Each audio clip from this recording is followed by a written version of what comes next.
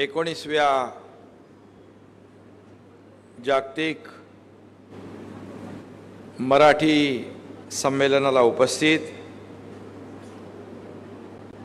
संमेलनाचे अध्यक्ष योगेंद्र पुराणिक जी, ते जपानमध्ये जाऊन आमदार झालेले आहेत। मराठी माणूस बघा कुठे झेंडा लावतो जाऊन।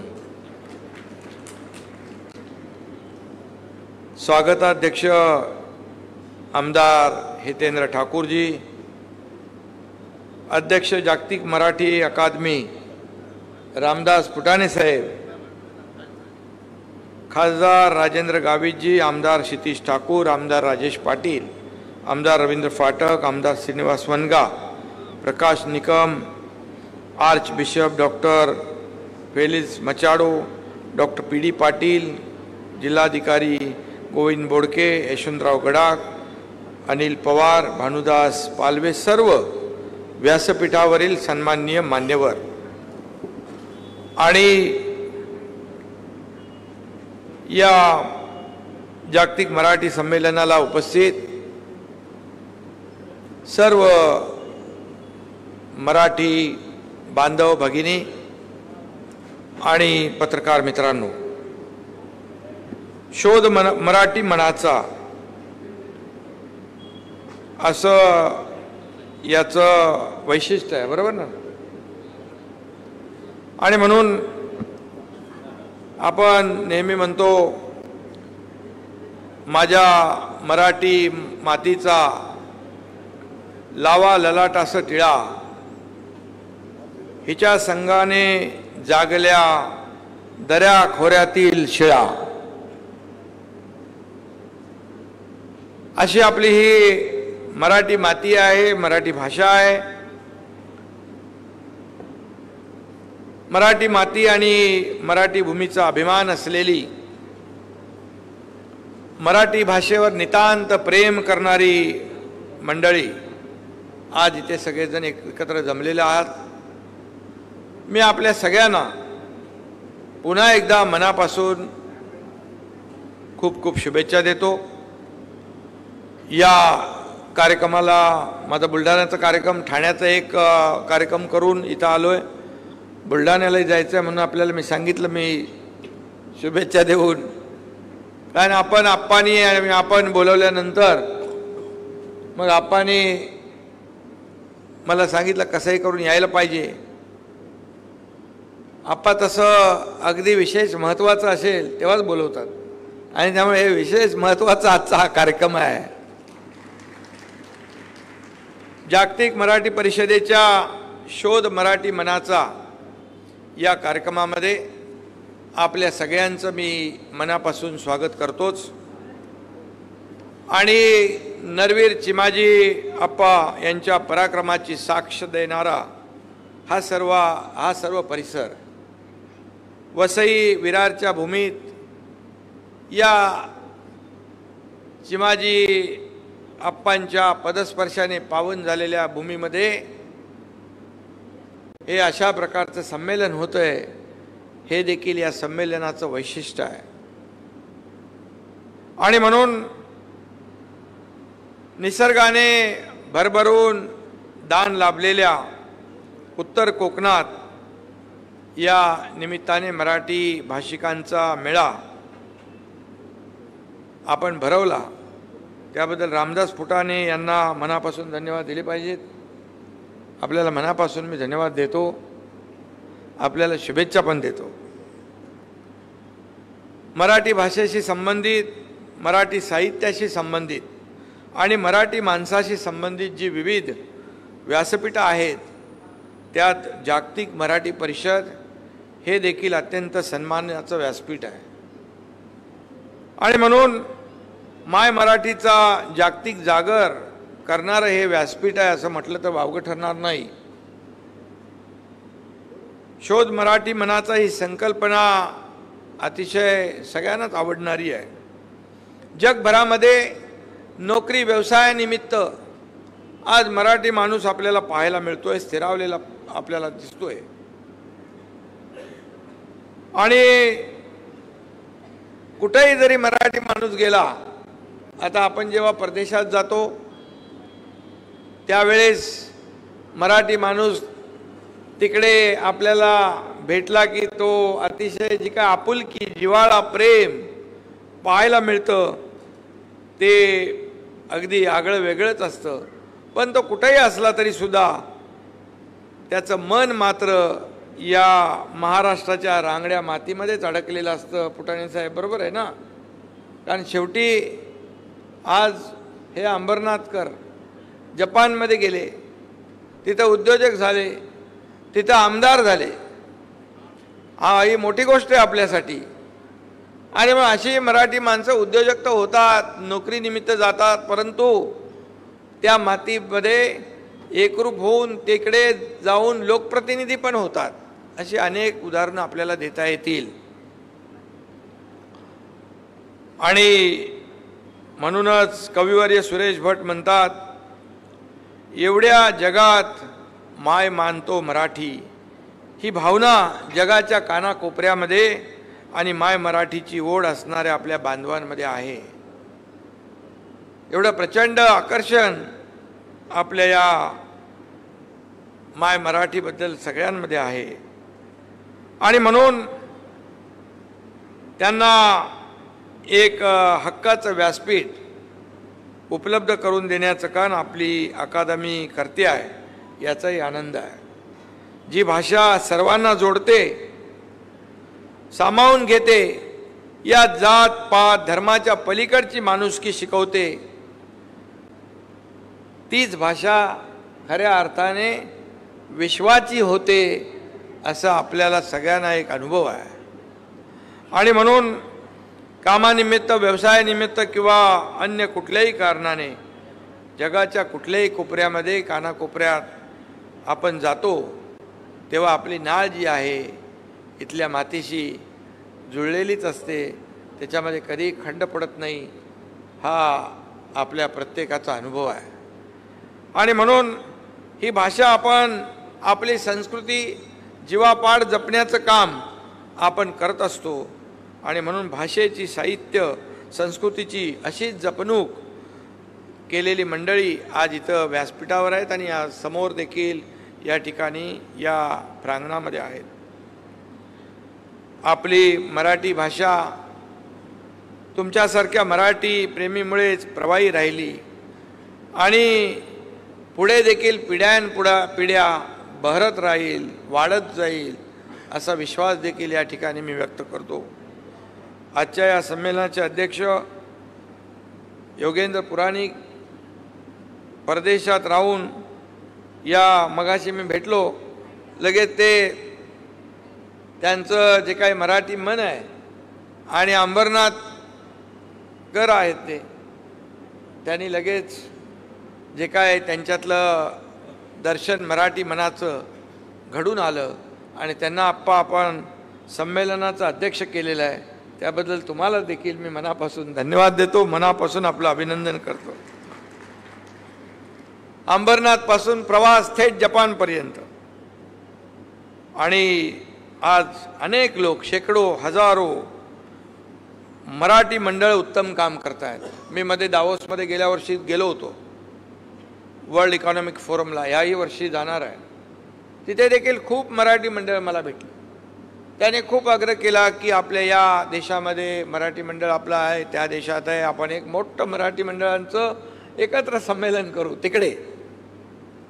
असं एक जिथे राहतात तिथे एक एकोप्याने राहतात आणि आपली माय मराठी आणि आपली मराठी संस्कृती जोपासण्याचं, आपली मराठी भाषा पुढं नेण्याचं काम ते तिथे करत असतात. काळाबरोबर अनेक शब्द स्वतःमध्ये सामावून घेणारी आपली भाषा आहे.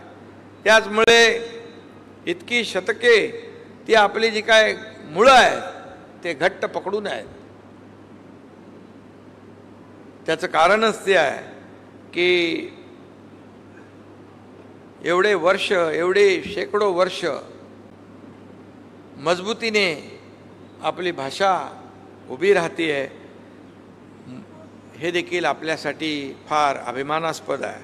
750 वर्षापूर्वी संत ज्ञानेश्वरांनी सांगितलं होतं, आता विश्वात्मके देवे असं म्हणत त्यांनी पसायदान लिहिलं. आजही ते विश्वाचं गान आणि जगण्याचं सार म्हणून आपण मानतो. याच्यात देखील खूप महत्त्व आहे. आणि म्हणून पसायदान ते आर्टिफिशियल इंटेलिजन्सची भाषा जाणणारी मराठी भाषा हा प्रवास फार विलक्षण आहे. एकाच वेळी ही भाषा अभिजातता मांडते, त्याच वेळी नव्या जगाचं बोटही धरते, अशा प्रकारची आपली भाषा आहे. आणि म्हणून या मराठी संमेलनाच्या अनुषंगाने या मराठी भाषेच्या माध्यमातून आर्टिफिशियल इंटेलिजन्सचं भवितव्य अशा विषयावर देखील चर्चासत्र आपण ठेवलेलं आहे. खरं म्हणजे आवश्यक आहे. ही काळाची आणि समाजाची गरज आहे. जसा काळ बदलत जातो, आज आपण पाहिलं तर इतर देशात आपण पाहतो, आता मेट्रो आपल्याकडे आहे. आपल्याकडे अनेक आपण मेट्रोमध्ये बुलेट ट्रेन आपण काम सुरू केलं. तुमची फ्युनिक्युलर आहे. इतर देशामध्ये फार पूर्वी सुरुवात झाली त्याला. त्यामुळे आज काळ बदलतोय, जग बदलतंय, आधुनिकता वाढते आहे. पारंपरिक पद्धती ज्या आहेत त्या आहेतच, परंतु त्याला आधुनिकतेची जोड देणं आवश्यक आहे. मी आपल्याला एवढंच सांगेन की काल आम्ही जो आदरणीय प्रधानमंत्री महोदय यांच्या शुभ हस्ते सिंगल लॉंगेस्ट सी ब्रिजचं उद्घाटन केलं. Sewri Nhava trans harbour link जो मुंबई शिवडीतून निघतो तो थेट रायगडमध्ये चिरले म्हणजे आपलं नवीन एअरपोर्टच्या पुढं उतरतो. अत्याधुनिक टेक्नॉलॉजी आम्ही वापर केला तिथे. पर्यावरणपूरक अशा प्रकारचा तो प्रकल्प आहे. 22 किलोमीटरचा लांबीचा, जिथं 2 तास लागतात पोचायला. आता या ब्रिजमुळे केवळ 15 मिनिटात शिवडीतला माणूस रायगडमध्ये जाईल. म्हणजे मुंबई आणि परत आम्ही वरळीला कनेक्ट करतोय आणि कोस्टल हायवेला पण कनेक्ट करतोय. म्हणजे मुंबई, ठाणे, नवी मुंबई, रायगड आणि रायगडला उतरल्यानंतर तिथे चिरले इथं लँडिंग होतो. तिथून तो मुंबई पुणेला आम्ही एक्सप्रेसला कनेक्ट करतोय. मुंबई गोव्याला कनेक्ट करतोय. Vasai Virar Alibag multi modal corridor आहे त्याला कनेक्ट करतोय. आणि जो दिल्लीचा फ्रेट कॉरिडॉर आहे त्यालाही आम्ही कनेक्ट करतोय. म्हणजे एक फक्त महामार्ग नाही आहे, तो एक गेम चेंजर प्रकल्प आहे. आणि त्याच्यामध्ये अत्याधुनिक पद्धतीने आम्ही त्याचा बांधकाम केलं. त्याचं तिथे फ्लेमिंगो होते. काही पर्यावरण प्रेमी म्हणाले फ्लेमिंगो पळून जातील, परंतु आम्ही त्याच्यावर देखील काम केलं. त्याच्यामध्ये आम्ही रिव्हर्स सर्क्युलेशन ड्रिलचा वापर केला. काम करताना त्या ठिकाणी नॉईज बॅरियरचा वापर केला. असं कोणी करत नाही. आणि फुटाणे साहेब तुम्हाला सांगतो, पर्यावरण प्रेमींचाच अहवाल आहे की जेवढे फ्लेमिंगो अगोदर होते त्याच्यापेक्षा आणखी त्या फ्लेमिंगोमध्ये वाढ झालेली आहे. अशा प्रकारचं अत्याधुनिक तंत्रज्ञान वापरतो. म्हणूनच आर्टिफिशियल इंटेलिजन्स याची आवश्यकता आहे. आणि त्याचा देखील आपण विषय या चर्चासत्रात घेतला आहे. त्यामुळे नक्कीच आपल्याला आज आधुनिकतेची जी काही गरज आहे, आवश्यकता आहे,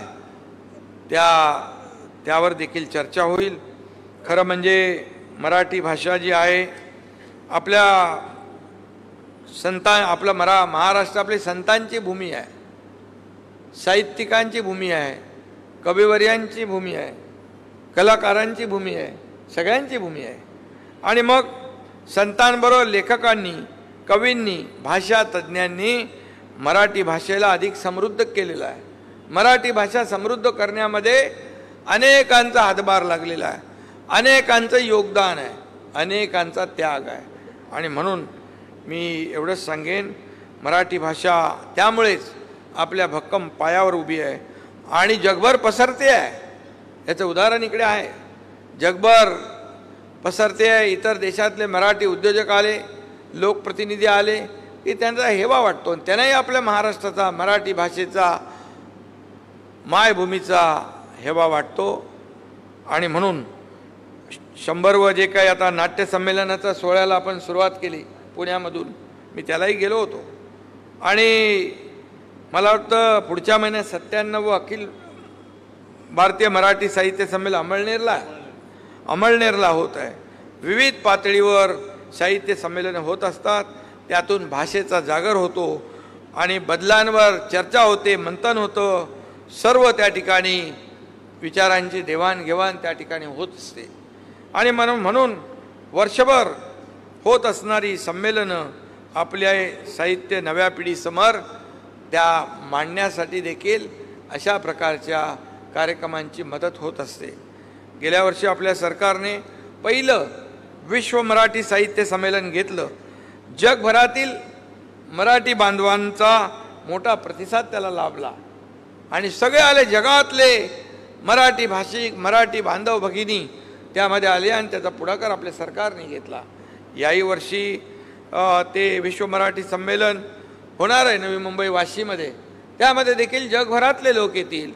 खरं म्हणजे एवढंच आहे की हे जगभरात जी आपली मराठी भाषा पसरती आहे, वाढती आहे, सर्व दूर 7 समुद्रापलीकडे, आणि त्याच्यामध्ये एकोपा, एकजूट, जिव्हाळा, प्रेम कायम ठेवण्यासाठी अशा प्रकारचं प्रपंच आपण या ठिकाणी करत असतो.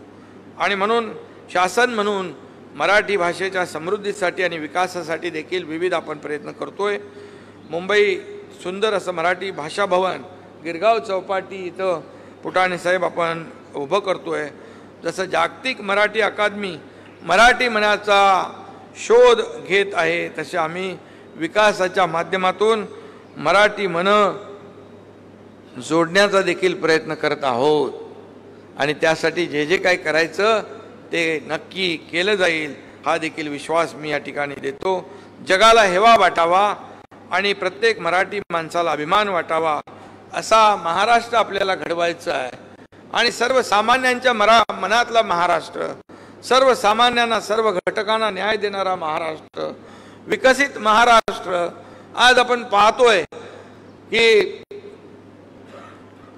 आपलं सरकार स्थापन झाल्यानंतर जे पूर्वीचे प्रकल्प बंद होते, मग मेट्रोचे प्रकल्प असतील, उड्डाणपूल असतील, हायवे असतील, द्रुत एक्सप्रेस असतील, हे सगळे आपण चालना दिली. आज समृद्धी हायवे बाळासाहेबांच्या नावाचा आम्ही नागपूर मुंबई समृद्धी हायवे केला. पुटाणे साहेब 18 तास लागायचे अगोदर, आता छोटा एक टप्पा बाकी आहे. आता सकाळी शेतकरी आपला माल घेऊन निघाला तर तो 3 दिवसांनी पोचायचा. आता सकाळी निघालेला शेतकरी त्या दिवशी संध्याकाळी पोचणार. हा एक परिवर्तन आहे, हे गेम चेंजर आहे. आपण मुंबई मिसिंग लिंक मधलं आपण तो एक जगातला सगळ्यात रुंदीचा आपण टनेल करतोय. आता पुण्याला जाताना तुम्हाला 2.5 तास लागतात, आणखी अर्धा तास कमी होईल, कारण घाट सेक्शन पूर्ण ड्रॉप होईल आणि त्या मिसिंग लिंक मध्ये 8 लेनचा आपण जाण्याची व्यवस्था, येण्याची व्यवस्था ठेवलेली आहे. हे प्रगत तंत्रज्ञान आहे. त्याचबरोबर मेट्रो मुंबई, त्याचबरोबर इकडे जे आपण जो वर्सोवापर्यंतचा ब्रिज आपण इकडे आणतोय, तो इथं विरारपर्यंत आपण आणतोय, सी ब्रिज विरारपर्यंत. आणि अनेक उड्डाणपुलं, अनेक कामं आपण या ठिकाणी क्षितिज आणि आपल्या आमदारांनी दिलेली आहे. काल देखील सूर्या धरणाचं आदरणीय प्रधानमंत्री महोदयांच्या शुभ हस्ते उद्घाटन झालं, लोकार्पण झालं. आणि म्हणून जी जी कामं या विकासाची जिकडे आहे, इन्फ्रास्ट्रक्चर, जे कनेक्टिव्हिटी महत्त्वाची आहे, नवीन शहरं वाढत आहेत आणि वाढत्या शहराच्या ज्या गरजा आहेत त्या देखील नक्की सोडवण्याचं काम आपलं सरकार नक्की करेल. त्यामुळे आज आपल्याकडे जसं पूर्वी मुंबईमध्ये डेव्हलपमेंट झाली, मुंबईमधला काही माणूस मुंबईमध्ये घर त्याला परवडत नाही मग ठाण्याकडे आला, ठाण्याकडचा आता तुमच्याकडे यायला लागला आहे. त्यामुळे वाढती जी काही शहरं आहेत, वाढत्या गरजा आहेत, त्याप्रमाणे त्या गरजा पुरवण्याचं काम सरकार नक्की करेल. मी डिटेलमध्ये आता त्याच्यावर विकास कामांवर बोलत नाही, परंतु इकडे आपल्याला जसं मुंबई आणि MMR क्षेत्र आहे, आता MMRD आपण इकडेपर्यंत वाढवली आहे, आणखी आपल्याला त्याचा विस्तार वाढवायचा आहे, जेणेकरून MMRDAच्या माध्यमातून देखील आपल्याला अनेक विकास प्रकल्प या भागामध्ये देखील, वसई विरार, इकडे मीरा भाईंदर, इकडे अगदी पालघरपर्यंत, डहाणूपर्यंत आपल्याला पोचायचं आहे. आणि डहाणूपर्यंत देखील ही विकासाची गंगा जी आहे हे पोहोचवण्याचं काम आपलं सरकार नक्की केल्याशिवाय राहणार नाही, अशा प्रकारचा विश्वास देखील या ठिकाणी देतो. आणि म्हणून मी एकच सांगतो आपण एक चांगलं संमेलन या ठिकाणी घेतलेलं आहे। रामदास फुटाणे साहेबांना मगाशी मी म्हणालो की मध्ये त्यांनी माझ्या दाढीवर एक कविता केली होती, लक्षात आहे माझ्या, आणि त्यांनी म्हटलं की दाढीवर हात फिरवीत त्यांनी केला संकल्प, 50 आमदारांचं पुनर्वसन हाच यांचा प्रकल्प। तुम्हाला सांगतो असं फुटाणे साहेब आपण म्हणालात, पण मी एवढंच सांगतो की हे सगळं करायला धाडस लागतं, हिम्मत लागते, जिगर लागते, आणि एवढे 50 लोक आमदार, 13 खासदार, हजारो शेकडो लाखो कार्यकर्ते जेव्हा एका विश्वासाने सोबत येतात, तो विश्वास देखील आपल्याला सार्थ ठरवायला लागतो, त्याची देखील काळजी घ्यायला लागते, त्यांना देखील जपायला लागतं। शेवटी आप्पा इकडे प्रत्येक कार्यकर्त्याला जपतात, म्हणून गेले अनेक वर्ष इथं ते लोकसेवा करतात। आणि एकनाथ शिंदेने देखील अगदी ग्रासरूट कार्यकर्ता ते मुख्यमंत्री झालेला आहे। आता माझा परिवार फक्त मी आणि माझं कुटुंब नाही, तर हा सर्व अख्खा परिवार, अख्खा महाराष्ट्र माझा आहे, परिवार आहे। त्यामुळे मी जास्त काय बोलू इच्छित नाही, आणि आपल्याला एवढंच सांगतो की बाळासाहेबांची शिकवण जी आहे ती शिकवण आम्ही घेऊन, भूमिका घेऊन आम्ही पुढे जातो। विशाल हृदयाचे बाळासाहेब होते, आणि त्यांनी जे काही शिकवलंय, धर्मवीर आनंदीगे साहेबांच्या सानिध्यात आम्ही काम केलंय, त्यामुळे नक्की समाजाचं चांगलं जेवढं करता येईल तेवढं आम्ही करणार। आणि तुम्हाला देखील मी फुटाणे साहेबांना एक सांगू इच्छितो, यह दाढ़ी की किमिया दुष्टों का कर दिया सफाया।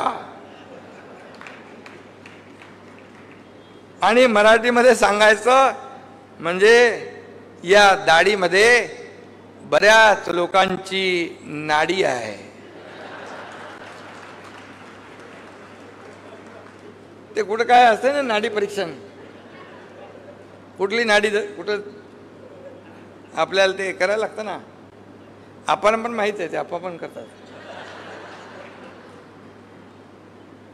आणि आमच्या सरकारबद्दल सांगायचं तर म्हणजे मी मगाशी म्हणालो की आपणही चांगलं म्हणालात, वाईट नाही म्हणालात, पण सरकारचं काम काय, सरकारचं या राज्याला पुढे नेणं, या राज्यातले थांबलेले प्रकल्प पुढे नेणं, या राज्याचा सर्वांगीण विकास करणं, या राज्यातला सर्वसामान्य, मग तो शेतकरी, कष्टकरी, आपला माता भगिनी, महिला भगिनी, सर्व तरुण युवा, सर्व घटकांना न्याय देणं हे सरकारचं कर्तव्य आहे। आणि म्हणून या राज्यामध्ये मी आपल्याला एवढंच सांगतो की शासन आपल्या दारी एवढा प्रचंड लोकाभिमुख कार्यक्रम झालाय की 2,10,00,000 लोकांना लाभ मिळाला। डायरेक्ट थेट आपण तिथे जाऊन शासन आपल्या दारीचा लाभ देतो। काल आदरणीय प्रधानमंत्री महोदयांच्या समोर लेक लाडकी लखपती योजनाचं लॉन्चिंग केलं आपण, आणि जवळपास 1 लाखापेक्षा जास्ती महिला भगिनी होत्या।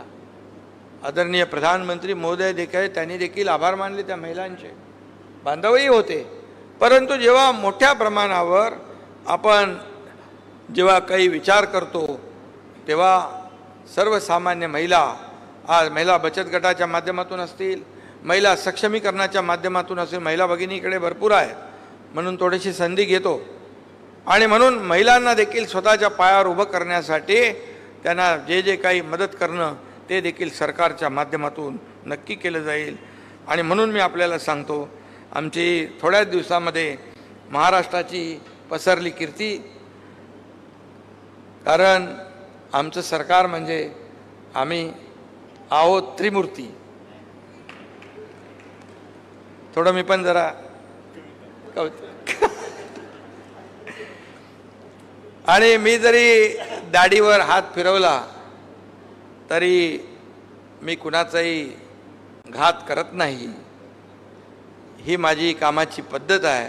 म्हणजे काही लोक म्हणतात दाढीवर हात फिरवला की काय होईल माहीत नाही, पण मी सांगतो आपल्याला की आपण एक दुसऱ्याला अनेक वर्ष ओळखतो, आणि म्हणून एक शुद्ध भावनेने काम करणारा कार्यकर्ता म्हणून मी आज या मुख्यमंत्री पदावर जबाबदारी स्वीकारली। आपल्याला माहीत आहे मी कालही कार्यकर्ता होतो, आजही कार्यकर्ता म्हणून काम करतोय आणि उद्याही मी कार्यकर्ता म्हणूनच काम करणार आहे। राजकीय हेवे दावे असतात परंतु तेवढ्यापुरते असतात, परंतु आजकाल जे पाहतोय आपण फुटाणे साहेब ते फार खालच्या पातळीवरचं जे काही सुरू आहे त्यांना थोडासा आपण कवितांच्या माध्यमातून उपदेश केलात। काही लोकांची कविता सकाळी 9 वाजताच चालू होऊन जाते आणि त्यामुळे तुमच्या कवितांची आवश्यकता आहे फुटाणे साहेबांच्या, कारण तुम्ही देखील एक समाज प्रबोधनाचं काम करता, एक सामाजिक बांधिलकी जपण्याचं काम आपण करता। त्यामुळे नक्की या समाजाला चांगली दिशा देण्याचं काम अनेक कविवर्यांनी केलेलं आहे, साहित्यिकांनी केलं आहे, संतांनी केलं आहे, कीर्तनकारांनी केलेलं आहे आणि म्हणून आपल्या या आजच्या या मराठी संमेलनामधून देखील या महाराष्ट्राला एक चांगली दिशा देण्याचं काम आपण करा। गुण्या गोविंदाने या ठिकाणी हा मराठी माणूस या महाराष्ट्रातले अनेक जाती धर्माची माणसं इथं सगळ्या जातीपातीची लोक आहेत, आज गेल्या अनेक वर्षापासून या महाराष्ट्रामध्ये राहत आहेत, वसई विरारमध्ये राहत आहेत, संपूर्ण मुंबईमध्ये राहत आहेत, ठाण्यामध्ये राहत आहेत, पालघरमध्ये राहत आहेत आणि एकाला जरी काही लागलं ठेच पोचली त्याचं कळ दुसऱ्याला येते, त्याच्या मदतीला धावून जातात आणि म्हणून हा आपला महाराष्ट्र जो आहे हा महाराष्ट्र देशाला दिशा देणारा महाराष्ट्र आहे। हे महाराष्ट्र हे देशाचं ग्रोथ इंजिन आहे आणि म्हणूनच या महाराष्ट्राचं फार मोठं महत्त्व देशभरामध्ये आहे। मी जेव्हा देशभरात कुठल्याही मीटिंगला जातो तेव्हा आपुलकीने लोक तिकडचे माझ्याकडे बघतात, मला भेटतात, महाराष्ट्राच्याबद्दल विचारपूस करतात, कैसे है, कसं चाललंय, क्या हो रहा है, कारण त्यांना देखील एक कुतूहल आहे, कारण 1.5 वर्षापूर्वी मी हे तसंच मोठं काम करून ठेवलेलं आहे। त्यामुळे सगळ्यांना माहीत आहे की बाबा यांच्या आता महाराष्ट्रामध्ये आणि नुसतं काम करून थांबलो नाही तर प्रकल्प पुढे नेतोय आपण, आपल्यालाही जाणवतंय की बंद झालेले प्रकल्प त्याला चालना देण्याचं काम करतोय आणि आप्पांना देखील मी सांगतो, खासदार इकडे बसलेले आहेत, आमदार इकडे बसलेले आहेत, तुमच्या या भागाला या सर्वसामान्य लोकांच्या विकासाला जेवढे पैसे लागतील तिथे हात आकडता घेतला जाणार नाही। शेवटी या राज्याचा सर्वांगीण विकास, ज्या राज्यामध्ये पायाभूत सुविधा प्रकल्प जेवढे जास्त तेवढा त्या राज्याचा विकास फास्ट, आणि म्हणून मला सांगायला अभिमान वाटतो की आपलं सरकार यायच्या पूर्वी महाविकास आघाडीच्या सरकारमध्ये आपण 3 नंबरला गेलो होतो। फुटाणे साहेब सरकार स्थापन झाल्यानंतर आपलं या वर्षभरामध्ये 1.5 वर्षामध्ये परदेशी गुंतवणुकीमध्ये आपलं राज्य पहिल्या नंबरला आलं, हे देखील मी अभिमानाने सांगतो। देशाच्या GDP मध्ये आपल्या महाराष्ट्राचा मोठा वाटा आहे। कालच परवाच मला वाटतं आपल्या महाराष्ट्राला केंद्राचा स्वच्छता पुरस्कार आपल्याला प्राप्त झाला, राष्ट्रपतींच्या शुभ हस्ते तो देण्यात आला आणि म्हणून एक पाऊल आपण पुढे जातोय। डीप क्लीन ड्राईव्ह या ठिकाणी कमिशनर आयुक्त असतील, कलेक्टर असतील, यांनी देखील ते सुरुवात करावं आपणच्या मार्गदर्शनाखाली। खासदार तुम्ही देखील चालू करा एक डीप क्लीन ड्राईव्हच्या मुळे मुंबईमध्ये असलेलं 300-350 प्रदूषण आज 120 सव्वाशे वर आले आणि लोकांचा सहभाग त्याच्यामध्ये येतोय, एक लोक चळवळ होती आहे आणि म्हणून आपल्याला स्वच्छता हा फार महत्त्वाचा विषय आहे। कालच मोदी साहेबांनी काळाराम मंदिरामध्ये मंदिराची स्वच्छता केली, मी देखील त्यांनी देखील आवाहन केलं सगळ्यांना की मंदिरं स्वच्छ झाली पाहिजे, सुंदर असली पाहिजे, आजूबाजूचा परिसर स्वच्छ असला पाहिजे, म्हणून येताना ते देखील मी एक पवित्र काम करून आलो। आपलं कोपिनेश्वर मंदिर फार प्राचीन मंदिर आहे शंकराचं ठाण्यातलं, तिथे देखील स्वच्छता साफसफाई धुणं वगैरे करून आलेलो आहे। त्यामुळे जे चांगलं आहे ते चांगलं आहे। आज तुमचा विषय आहे शोध मराठी मनाचा, तुम्ही म्हणाल एकनाथ शिंदेनी काय इकडे आपला शोध कुठला सुरू केला आहे, हा विकासाचा शोध आहे आणि म्हणून आपल्याला मी मनापासून खूप खूप शुभेच्छा देतो।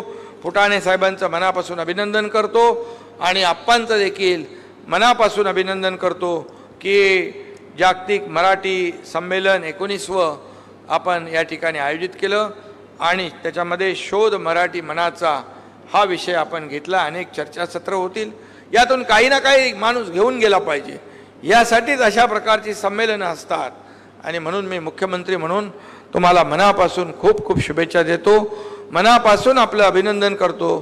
धन्यवाद। जय हिंद, जय महाराष्ट्र।